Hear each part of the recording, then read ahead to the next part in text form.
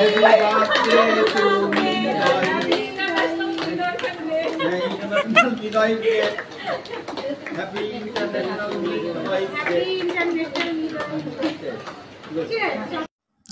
আলাইকুম।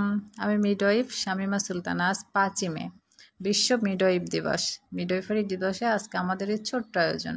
এখানে উপস্থিত ছিলেন আমাদের শ্রদ্ধেয় গাইনি ডক্টর সুজন কুমার সরকার স্যার, অ্যানেস্থেশিয়া ডক্টর জহিরুল ইসলাম স্যার, ডক্টর সঞ্জয় স্যার এবং আমাদের সুপারভাইজার আপা এবং আমার কলিগ বৃন্দ। আজকে আমরা অনেক খুশি। মিডওয়াইফ ডে উপলক্ষে স্যারের গিফট আমাদের সুপারভাইজার আপা। স্যার আমাদের সবাইকে কেক খাওয়ালেন, এরপর রোগীদের মিষ্টি বিতরণ। এরপর শুরু হলো রাউন্ড, প্রতিদিনের মতো।